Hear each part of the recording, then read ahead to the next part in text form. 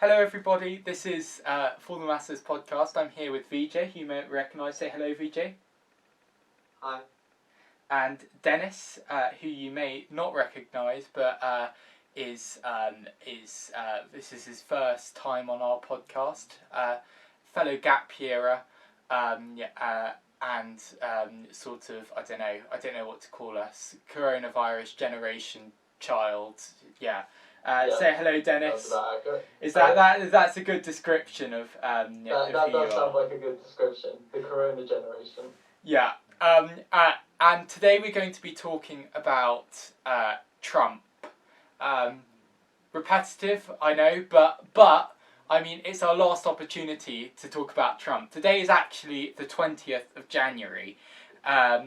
So, inauguration day for Biden. So we are literally recording this on the day of, on Trump's last day. So we thought, what better thing to do than to have a discussion about what Trump means, what Trump meant to America, what is his long-term legacy, and sort of not weigh up the advantages and disadvantages of Trump, but more think about what does his legacy mean? Because I think that, generally speaking, I think that it's quite hard to argue that Trump's benefit to America is outweighed by the cost that of having Trump in office. So I tried to find someone in the UK out of my close contacts who was pro-Trump, but I mean, in the UK it's very hard to find that. Generally, the most right-wing people are about sort of somewhere in between Biden and Trump. It's the whole right-left the whole right-left thing is of course sort of skewed, as I would say. So I think that it's best to talk about his long-term legacy.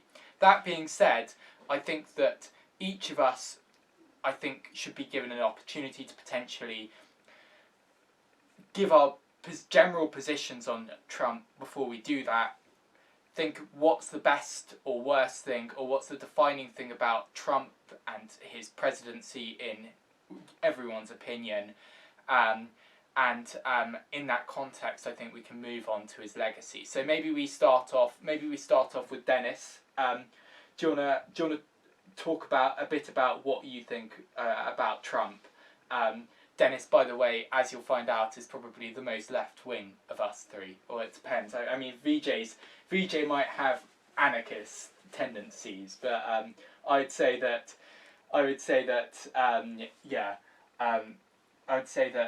is a slightly different kettle of fish. Denis?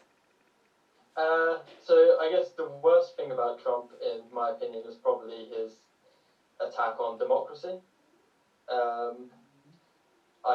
In my opinion, although that might not be the defining moment of his presidency. So he repetitively, obviously, I think we can all agree that the election in 2020 was not rigged, not fraudulent, whereas Trump repetitively claimed that it was. Tried to overturn democracy in a Raffin Spoker call, if we all remember that. And probably my conclusion is that that's the worst thing about Trump, because it fundamentally attacks the rights of people at a very basic level, as opposed to his other policies, which were just kind of classic failures. So I view his economic policy as a failure. I view his foreign policy as a failure. His response to COVID was also, in my opinion, a failure. So yeah, that would be what I would say is the worst thing about Trump's presidency. His attack on democracy is interesting because, Vijay, if you might, can I go next and then I think that what Denis has raised about his attack on democracy is interesting because it's this two-sided nature of Trump, and maybe this will give some indication of what I think the best thing about Trump is, as well as the worst thing about Trump. Trump has, in many respects, trampled on many of the existing conventions of US democracy, and that is undoubtedly a bad thing. I think it would be very hard to argue that Trump, in his actions, has been good for American democracy, or alternatively sort of the American state as well. If anyone's read Michael Lewis's book, The Fifth Risk, it sort of shows how basically Trump's of lack of concern for democracy and the US institutions hollowed out many of the government agencies and sort of made them so brittle that they were not basically able to do their job. Like, in many respects, I think that's the worst thing about Trump, is his sort of, it's just as if he doesn't care. He doesn't care about democracy, but he doesn't care about democracy, and therefore he's making the structures which underpin it quite brittle, quite likely to break in the future.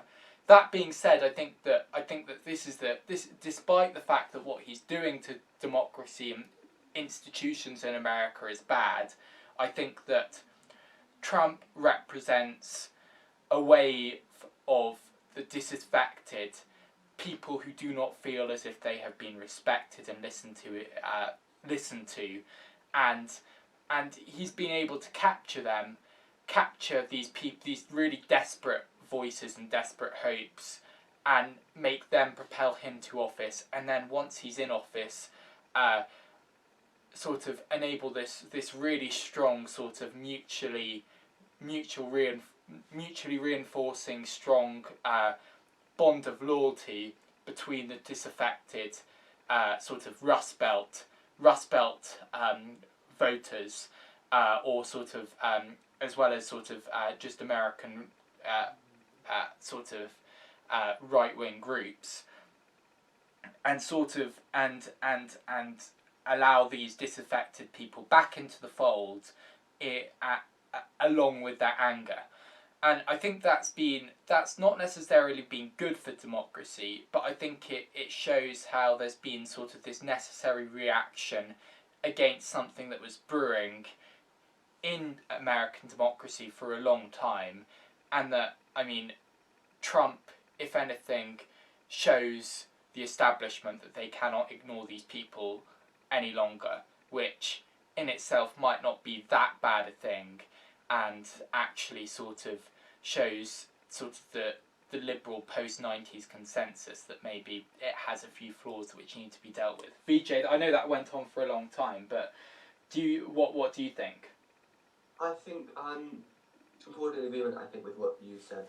Obviously slightly of a slightly more extreme opinion. I think the flat out best thing Trump did was in fact his concerted attack on democracy. I think take that as the best feature of the Trump presidency, not because I am I have mixed views about democracy, but not in virtue of the fact it was an attack on democracy, as much as the fact that what we saw Trump doing with his systematic attack on, well, not specifically democracy as a principle, but on democracy as it is currently institutionally established in the United States, through these operations, these conventions, etc., which he sort of smashed through, is he upseated what you pointed out is this sort of liberal myth, this clique of people. You have Clinton 1, Clinton 2, you then have this sort of you have Bush, next Bush, you have this cycle.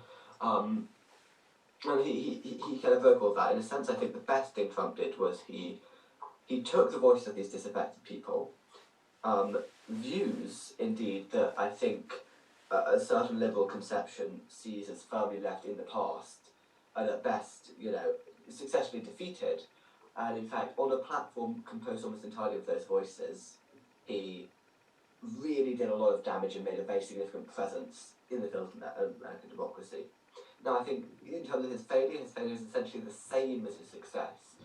I think he presided over a globally very significant period of time. Right, there was the coronavirus, there was the Black Lives Matter protests, a real kind of I think in this century one of the most significant responses to mass response to systematic racism we've had, and I think it's also probably quite an economically fragile time, given the pandemic primarily with China. These are all important affairs globally and internationally, and indeed within America, that Trump presided over. And the fact that he was spending most of his time attacking democracy and those institutions means, of course, those institutions aren't in a good place to answer,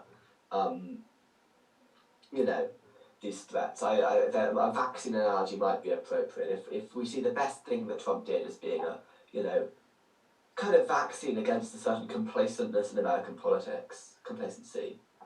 Unfortunately, the vaccine combined with a period of, intense vulnerability for America, and so those effects were massively heightened. You don't want to put a patient with pneumonia on immunosuppressant drugs. I think Trump is, in a sense, those drugs. It's unfortunate and a mark of failure that we had to apply, the cure, as it were, at the same time as this particularly virulent bout of illness.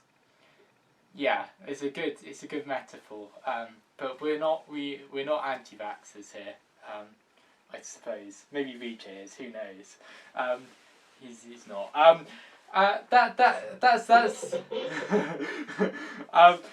that being said, I think that I think that that's interesting. Maybe we could quickly focus. I mean, maybe we could have a very quick discussion on the, because Vijay just mentioned it, and I think that actually it is probably quite significant. Maybe Dennis and my response is sort of this whole China thing, because I think there's a geopolitical aspect, and I think it's actually thinking about it. The US in 2015 versus the US in 2020, a lot more hostile to China. The political atmosphere is sort of unrecognisably so, almost entrenched in a sort of in a Cold War mindset, and I think that Vijay, I think that's I'm not in I don't know what Dennis thinks, but I'm not entirely sure that's all that bad. Maybe that's one good thing that Trump has done, is that he has made it a lot harder to say that China poses no threat to the West, and I think that the West, but at the same time, all things, it seems, are two-sided with Trump. At the same time, he's dealt with China completely ineptly, in the sense that he's not built consensus on the issue. It's meant that, like, when Australia's gone against China, it's had no support from the US, despite the fact that it's doing much of what Trump wants to actually do in regards to tariffs in China and condemning China for human rights abuses, etc. There is considerable will to shut down China's arrogant, anti-democratic position. Do you think that's a good thing, Dennis? And then maybe Vijay, and then we'll move on to Trump's broader legacy.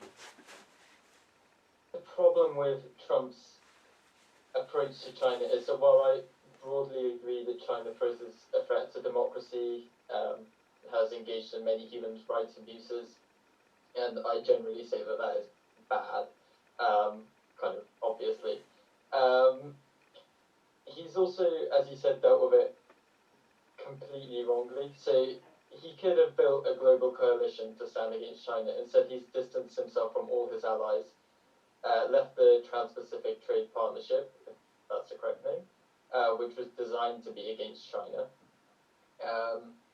And he's managed to lead to the US falling in global support, essentially.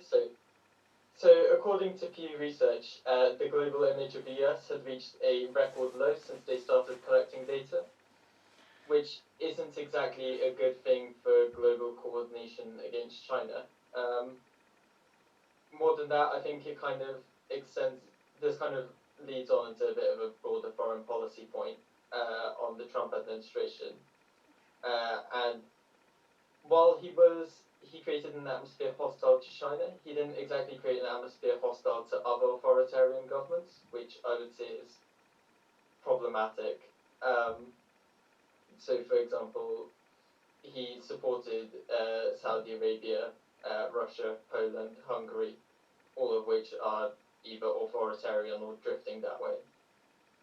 Yeah, that's interesting. I mean, I think that I certainly could debate that potentially a little bit with you, but maybe we leave that because we'll just take your point as a given. I think that yeah. What do you think, Vijay? And then I think we'll move on to questions, broader questions about Trump's legacy. Yeah, on that question, I don't think I have much really to add. I agree with Dennis as far as Trump's response to China was like just objectively not effective. I'm not even sure I'd go so far as to say that he's paved the way to responding to China. I think it's one of these cases where Trump's broad inactivity, right, like he didn't do much, has had huge ramifications. China has had 4 years to further its economic expansion into Africa, further its, tendrils, whatever, like further its influence economically and like in terms of hard money as well as politically. Trump has just not responded in kind. It might be interesting, I think, more helpful is to see it in terms of not Trump's activities failing, but Trump simply not keeping up in the way that he probably would need to, or would need to have done with China. Yeah, I think we're going to move on to broader questions about potentially what Trump means rather than what Trump has done. I think we very slightly touched on this sort of big and I think very interesting trope with me and Vijay's opinions on Trump, maybe less so with Dennis, I think.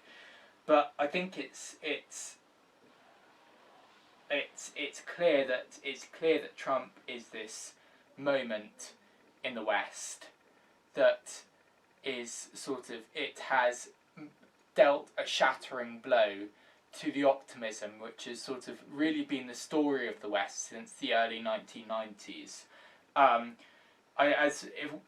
I think the question is I mean there's a few questions. I think there's sort of whether this is going to be fatal to the West or whether it's something that the West can compromise with, whether this is and that sort of Vijay's point about sort of whether this is a vaccine / shock therapy that's going to sort of get the West back into a strong position eventually.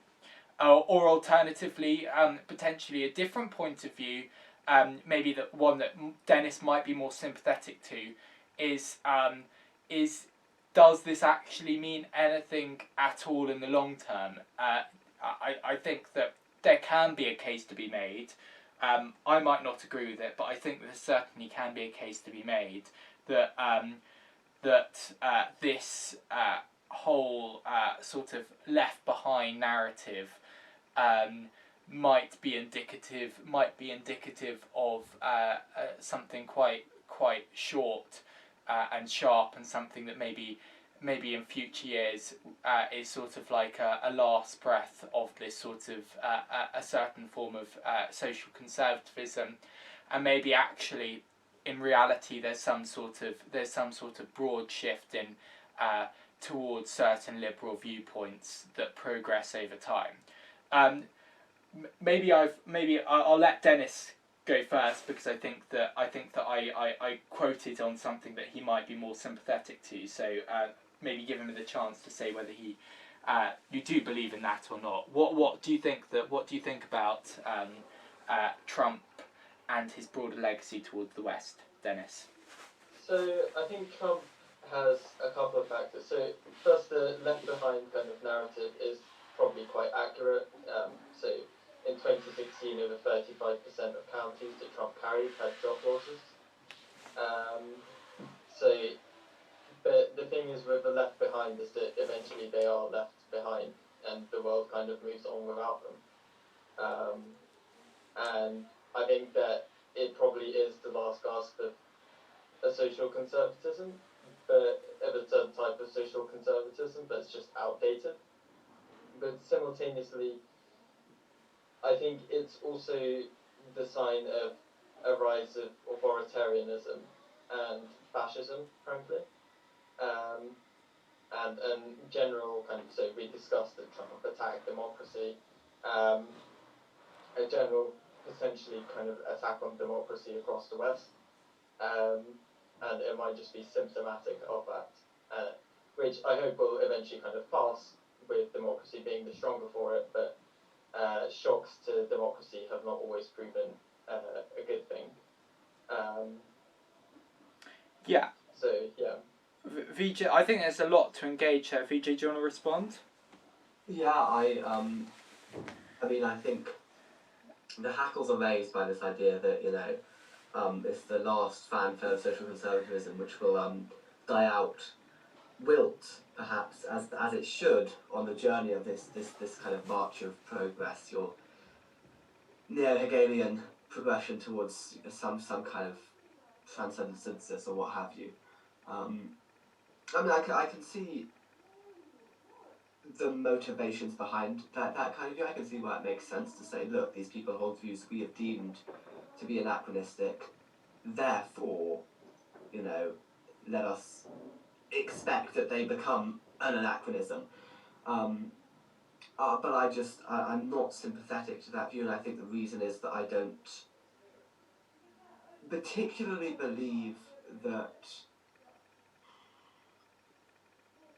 Well, I think the issue here is one that will crop up time and time again, and the issue isn't specific views that these Americans have, you know. So it isn't specifically about the Second Amendment is a cool talking point, I guess. I think there will be gun laws at a point in the future.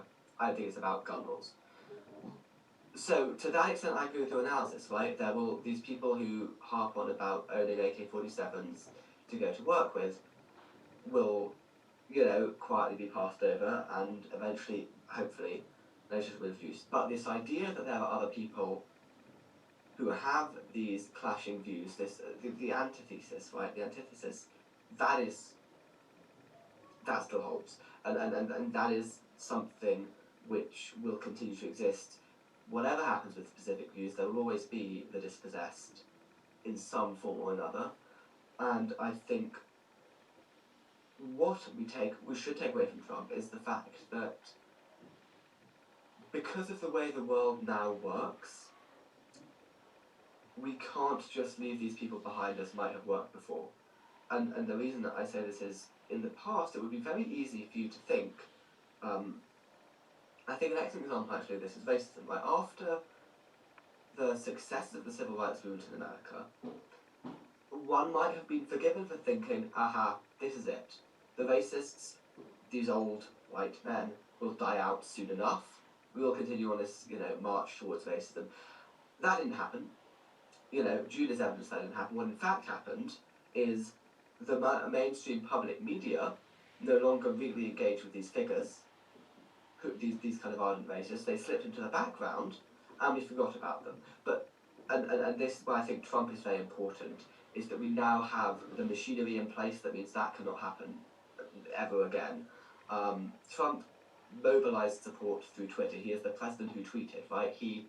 And that's important for me for a very specific reason, which is that Trump was able to access this previously unspoken, untapped, unaddressed group in America, these dispossessed individuals, because international communication is now completely democratized. Anybody can log onto Twitter or Parler or whatever your app is and spread your views. And therefore we can no longer sustain this myth that once the liberal progressive victory has been obtained, these views die out. They don't, and I think Trump is evidence not only that they don't die out, but they are present. And crucially that from this point onwards, I mean, Twitter tried to ban Trump. Okay, they can't ban everybody. I don't think that's a significant obstacle. From this point forwards, those dispossessed views won't simply go away, and we have to find a way as a society, as a people who want to continue democracy. If we do, I'm not so sure, to sustain and incorporate those voices. It's interesting. I'm just going to potentially ask Dennis the question. I'm just and this is sort of the whole engagement between these two opposing views, and maybe this is what I want to get a little bit out of the podcast, is I'm just wondering, from my perspective, and I think maybe Vijay's from what he's just said, is that why do you think that the left behind and sort of this other view potential, the left behind's viewpoint is necessarily so wrong? I suppose it's a question of what gives you the confidence to this sounds a bit barbed, but I'm trying to make it not barbed. What do you think gives you the confidence to assume that potentially you must be right I can never say it. Vijay, say it for me. Epistemologically. What I'm just in terms of how do you know that you're right, and how do you know that these people are necessarily wrong? Because I think that from my point of view, I think that it just seems as if they might to some degree they want sort of they want certain things like recognition, which I think that that's the basis of what they want, and I see that's no different from basically what the left wants of itself, the whole identity politics thing. Do you get what I'm saying, Dennis? Yeah, I think I'm. I think I've debated this with Vijay once. I believe in a kind of subjective moral view. So what makes them right and what makes them wrong and what makes me right is kind of, in my opinion, subjective to the person. And I think we probably shouldn't enter a debate about that. No. That's just my personal view. But why I kind of think that, your point about them wanting recognition is, I think the problem is that Trump's politics don't offer them recognition economically, which is what I think they probably fundamentally want. So the economic recognition here being good jobs, for example. Yes. So I think he offers them kind of a social recognition and the ability to express their views kind of publicly without people saying kind of, no, you're wrong, you're horrible people, or rather they have kind of a group of people who will support them on that. But I believe in most counties which he won, which flipped from Obama to Trump, he did not improve jobs. He did not improve the economic situation. I don't have the exact statistics for how many counties that is true, but so I think his politics are just a failure for those left behind, whereas left-wing politics, in my personal view, economically are likely to be more successful for those left behind. Okay, that's interesting. I suppose there's two things that I'll let Vijay reply in a minute as well. I think that I do see where you're coming from. I suppose my broader point would be to say that it doesn't really matter where this recognition comes from. Maybe it's all the same. It's all the same as long as it's recognition, and if the left provides that recognition, then that's fine. But it happens to be the case that these people feel, I think, sort of more emotively disgusted by the fact that their views and their selves have been rejected from society, everything that's common with everyone else in the United States. They feel as if sort of they've been excluded from that world. And I feel as if that quite emotive strong and sort of like sense of being excluded. I think for many Trumps the economic failures. I think that it's both. Of course, it's economic and social, and we shouldn't underestimate the extent to which those two are interlinked. But I do think that there is. I do think there is an extent that these people have not been listened to, and it feels as if the left is not willing to engage with them, even the Bernie Sanders types, at sort of at a basic level, because these sort of Bernie Sanders types, for example, are not willing to engage with their views and not willing to basically share the same sort of viewpoint that these people share, and I think that sort of makes them feel excluded from power. I maybe I haven't answered that conclusively or sort of satisfactorily. Vijay, what do you think? Yeah, I think I mean it takes slightly tangential, and I think that kind of question about what gives you the right to determine the path of history, or even claim that something is the path of history, is something that's levelled at every progressive ever on whatever side of the aisle they happen to stand. But I think it's something that has been hashed out a huge amount. I don't think it's something I particularly want to re-go over with you, Dennis, but I think there is an interesting separate question, which is, I mean, I've been on here, this will be my third time, I think I've always said epistemological at some point. And I'm picking up the habit. Keep up tradition. There's a further question, right? So question one, what gives the progressive the right to say this is right, this is wrong, this is progress, this is, reactionary? But there's a second question, which is, what do you do? Let's say you can answer that question. Let's say, Dennis, you're actually right. And I think a good example of this is, like a very easy example is racism. I think most well-educated people agree, and most people agree, racism is bad. I think we also agree that a large proportion of the support base that Trump invoked were racist in some form or another. Now, there are lots, I think, of questions about what now qualifies as racism. I don't mean to disparage his concerns, simply to identify that we might not think that the kind of racism they're displaying is as overt or as covert as whatever, but racism invoked as an umbrella term, they were that. And I think that is something that the left has consistently pointed out. But the question that I have is, okay, sure, they're racist. Now what do you do? And I think this is a really important question because it strikes at an issue which I see with democracy, and more of an issue about discourses and dialogues and modes of communication. Right, so I think we could say, when we're presenting the left behindness, is that these people have been left out of the common discourse of America as a nation. And they've been left out for a variety of reasons. One that keeps on being brought up, though, is that the views they hold are kind of beyond the pale, right? These are views we can't tolerate in a liberal democracy. I think that is probably true. There's room to debate that, but I think debating that leads us back to the question, why are the progressives able to say this is progress? The more important question, I think, is,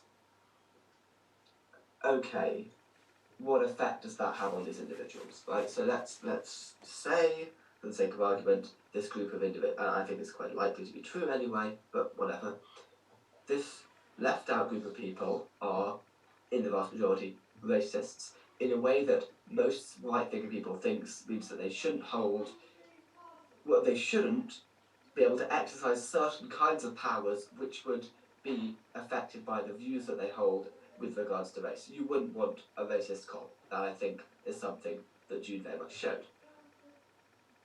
How can you square that with a certain belief in the importance of these people as part of democracy? Because I think what Trump has shown is that they are part of a democracy, because that's how they had a vote, and that's how they voted for Trump. So what I want to ask Dennis, drawing forward to a question, is, okay, if I don't personally, but if we do grant your point about progression of history and these groups who are left behind, it's like a sociological fact that nevertheless, right now, those groups still exist. The people who voted for Trump are still present. And, you know, by a very small margin, they are not, in fact, the majority. What do you do about that without kind of saying they will die off? Because that's all very well and good, but right now, they're alive, you know? I think this personally for me ties into like a debate about the way democracy should be structured, and the faults of a two-party democracy. In particular, I think that while there were a lot of people who were racist who voted for Trump, right? I don't think that everyone who voted for Trump was racist, nor do I think Trump could have won without the people in the first place, without the people who weren't racist. But he won because it's a two-party system, and everyone's voice is in one party for, we could say, 3/4 of a political spectrum. So top left, top right, bottom right. And the problem is that these people aren't, when these people are given kind of a voice of their own, it acts as a voice for a much larger group of people. Whereas in democracy with lots and lots of parties, you could have one party representing these racist views, like kind of thinking about a more extreme version of the Alternative for Deutschland in Germany, right? And while I think it's regrettable that those views would be held, they do have a right to those views. And in the short term, they exist, but the kind of, if you see what I'm getting at, the voice that we're giving them also acts as a voice for a much larger group of people, some of which may not share that opinion. Yeah. Whereas in a system of democracy with lots of parties, they would have a representative kind of share of the voice, if that makes sense.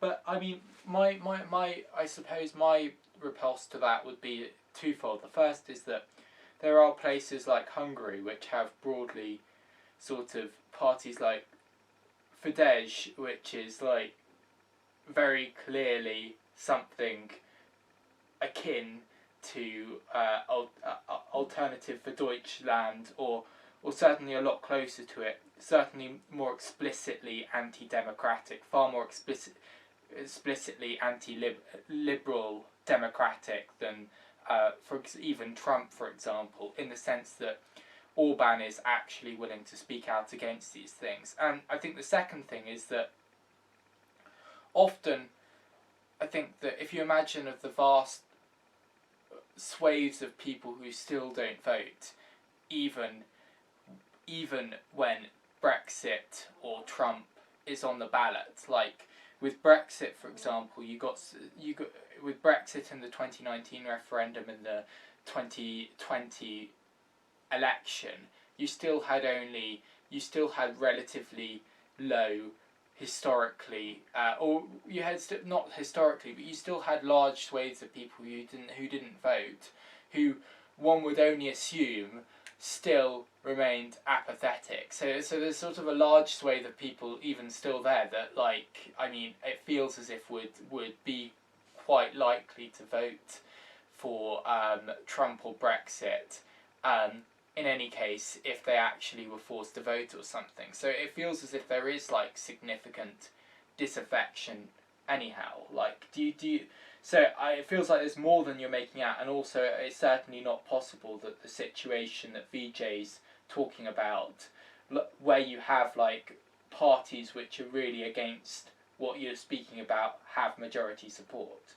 So I don't know, I'm just thinking that there's nothing inevitable about what you're saying, I suppose.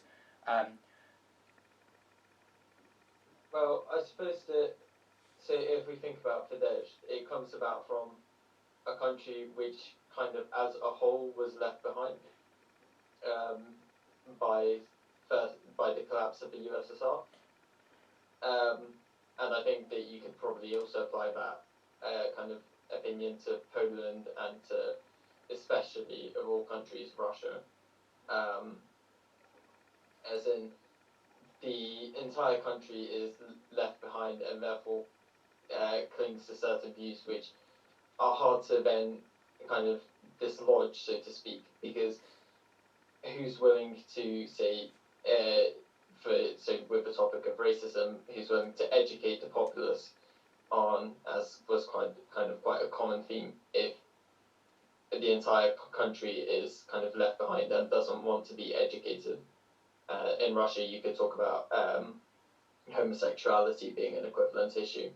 So I do think that kind of is a problem, and I think supranational organizations come into play there, where they have the ability to put pressure on a country.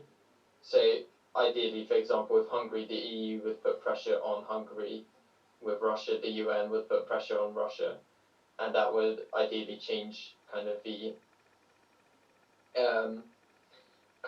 opinions of the country. But no, I do take your point that it is quite a kind of challenging issue. Yeah. Maybe Vijay, do you want to respond? I think. Yeah. Yeah, I just want to think slightly further this concept of education. I think it crops up a lot, right? The idea is these people hold regrettable views, let's educate them. Happened, I think, to Muslim communities in China. Oh no. And you teach them to be better, but I think it, everybody comes at the postmodern neo-Marxists. I'm going to attempt to use personalism for its true purpose, levelling it against the neo-Marxists, Denis, as our standing neo-Marxist. I think we've got to look at the relations of power that are invoked by this idea of education and realise that essentially what's happening is, right, so you might think that educators, when they are doing well, bring the educated to guide them through the reasoning that they nevertheless go through and therefore obtain the truth of their conclusions. That's quite an archaic point. I think it crops up. I invoke it because it crops up in Kant. It's quite important to see how, when people reason their way to the moral law, they do so themselves. They are, in a sense, self-legislating. And so it's an important thing to kind of grasp before we discuss the Kant. But what I wanted to say is that good education, true good education, I think, should involve the educator simply enabling the educated to perform a process of reasoning that the educated themselves regard, and as indeed do the educatees, as true for whatever reason. However, this very rarely happens, and the archetypal example is Socrates questioning the slave boy and teaching him geometry, and the response is, for starters, look, of course he's going to try to do what you want him to do, Socrates, he is a slave. I think is an archetypal example of where we might think true education is occurring, but you've got to dig into the power dynamics which are at play. And the response, of course, to this idea that we can educate people out of their bad, retrograde, reactionary views is that kind of education invariably must involve this kind of power dynamic, and it kind of misses the point, because to say, look, we can educate Russians out of their homophobia might well be true, but it is, I think, just the kid glove on the iron fist, which comes down to we the progressives will exert our power, our dominance against you, the reactionaries, and we'll use the medium of education because it looks good on paper. And so I just want to dig deeper into that and say, is there a way that you can see other than using power, and can you justify that use of power? Quickly before Denis, but that's a good point, I think, as well, because it sort of points out that what Denis and I were talking about was practical elements, i.e. the use of power, whereas, as you pointed out, it's more of a moral question of a moral / it's not even a moral, it's sort of it's a question broadly about what education means and how power is used. Dennis, respond, because obviously that question was directed at you. So I think ideally we wouldn't necessarily force people into our correct conclusions, our subjectively correct conclusions. We would reason them into it, and they would accept that, okay, this conclusion makes the most sense. For example, in Russia, people think that organ transplants from gay people to straight people turn the straight people gay. Right, that's a scientifically incorrect assertion. So we could reason them out about using science to show that, okay, this is a wrong assumption. This is a wrong assertion. You should discard this part of your kind of reasoning as to why homosexuality is bad, or why organ transplants from gay people to straight people are bad. And obviously, not everyone will reason themselves into the same opinion. So I know lots of well-educated people who would completely disagree with me on many statements, including you two. And I wouldn't say that you're any less intelligent or well-educated for that. I'd say that you reasoned yourself into a different position. But I think that ultimately, the majority of people will reason themselves into the same opinions as I have. But doesn't that just come down again to a question of, like, as Vijay said, it's the majority forcing its will onto the minority. Like, I suppose it's sort of like, I suppose it's like Gramsci or something. It's sort of like if you've got sort of a cultural why do I always say words, hegemony over like society as a society as a whole, it's sort of very hard to challenge that, and it feels as if what you're saying is that our values should be forced, our values, the cultural hegemony that we all share, that the liberals broadly share about sort of certain things being sort of beyond the pale and certain things not being on the pale, should be enforced on society by very virtue of the fact that it is in the majority, that it is broadly accepted by our own understanding of things, and therefore it's just a matter of will rather than a matter of what is the objective truth. Because as you've said, I think as you've indicated, potentially the objective truth is something that no one has a monopoly over, by very virtue of the fact that it is open to everyone to understand what is their own version of the objective truth. It is no one has a monopoly over the truth, because if we did, we wouldn't be having these sorts of discussions. It would just be self-evident. So I suppose it's can you reject that, or do you just accept that it's the majority forcing its will onto the minority? So I would reject that. So my point is not about the majority forcing its will onto the minority. My point is that in the end, I believe that my views, which may be in the majority, but that is irrelevant to the point, are views that most people will logically reason themselves into when given the proper tools and information. Now, you would obviously disagree with that. You would presumably argue that it is your view, but with people would logically reason themselves into, or you would argue that they could reason themselves into any view, and that there is no kind of default majority view. I suppose this kind of comes down to what we were saying earlier with why would progressives say that necessarily we have the course of history, if that makes sense. We know where history goes, and we're correct on that. So I think I would disagree that it's the majority forcing their views onto the minority. For example, I'm an atheist. I'm the minority, clearly, globally. Quite significantly the minority. I would still believe that most people will eventually accept, believe in atheism rather than a particular religion.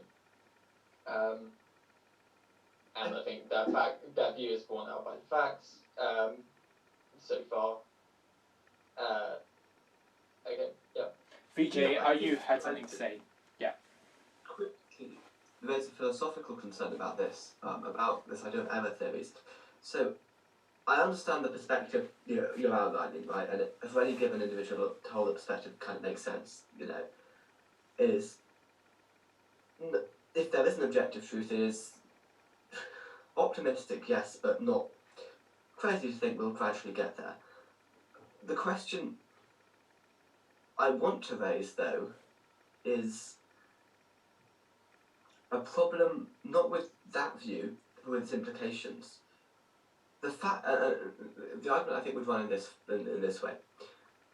You believe you will eventually, you know the course of history. You believe you know the course of history to some degree or another, and that eventually, time will bear that out.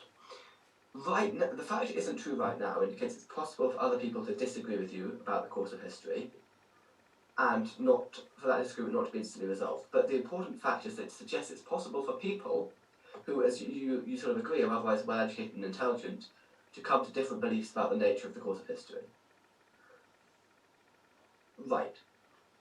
Now, if it is possible for people to come to wrong beliefs about the nature of the course of history, presumably the way in which they come to those wrong beliefs can be institutionalized and replicated. I think the example that I want to raise is Galileo, right, who was dragged away and his parting shot to the Catholic authorities was "and still it moves." An example in your favour, right, of a progressive thinker who was born to be correct and so defied the kind of hegemonic view. The important point to draw out, though, is in this sense the Catholics, for their time, were right in that they successfully showed Galileo wrong, because apart from this snide response, he was forced to take back his views. Right, so now, of course, we know Galileo was, give or take some relativity, correct. But what I think is the takeaway of importance is not Galileo's correctness, it's that it was possible for those in power to generate a consensus around a false conclusion, i.e. it was possible for people to powerful individuals to artificially alter the perceived state of the course of history to result in a situation where the consensus view was false. Now, I guess the question I want to raise to the progressive viewpoint here is, okay, you think that people can be educated into your view, that might well be true, but how you could ever know, not specifically that you are correct, right? I think that's kind of very deep, very personal question, but how can you know when you have reached this point that you are ever not subject to these relations of power? How do you... Okay, what I guess what I'm going to say is that we have good evidence to demonstrate that those who are in the majority can exert significant control over the perceived course of history. So even though those who are kind of the right, true, progressive viewpoint are basically squashed out, eliminated, all but silenced, how can you, in light of that, sort of suspend judgment about the majority-minority relation? Do you not sort of agree that it's, in fact, even if it's not ultimately, when your views play out in the restaurant at the end of the universe to be correct, not of huge importance, and, crucially, not currently answered in American democracy, and indeed beyond? Yeah, I think they are of... I think you misunderstand me in that they are of crucial importance, and that, again, in American democracy, as we have come back to, they're not answered. But I think that eventually we find that, so the majority view, even as it tries to stamp out the minority view, eventually it fades away. So we could talk about how religion tried to stamp out various scientific discoveries. So your example of Galileo, and eventually that didn't really matter because the truth won out. and because you can't force you can force people in the short term to accept a lie, but in the long term, eventually the truth will force its way out. And from my perspective, I kind of, as we've discussed, I'm correct from my perspective. And so thus I believe that even if the majority can enforce its views in the short term on the minority, in the long term that's an unsustainable situation. Okay, I'm since I think that I think there's broadly been two positions here. There's been primarily sort of the I think it's good to have seen them interact as well. There's been the Denis's position, which has been the progressive view of history about sort of the march of progress, and this being Trumpism ultimately, or sort of qualitatively maybe like not a blip, but sort of something that stands against history and might be quenched out with time, versus I think that Vijay and I shared position that, I mean, you cannot really know the direction of history and until it's too late, and that ultimately the sort of, to use postmodernists against them, we've got to basically it's basically the will of the majority being the will of the cultural hegemony being forced onto those who do not agree with it, that might actually have no relation to the truth, and may be counterproductive for the achievement of the truth. I'm just going to let Denis and Vijay have their closing remarks on this subject, and then we're going to say goodbye. So, who wants to go first? Should we have Vijay go first? Vijay, do you want to go first? Yeah, so I think it's obvious what's happened before that Des and I disagree about this key question of progress or will to power, might be a way of phrasing it. I think that is a knotty disagreement which is reflected in a lot of literature, in lots of subjects, and indeed in public discourse. I think it is, however, not the important question that comes out of Trump. For me, at least, the important question is not how do we resolve this debate. I think it should be resolved at some point.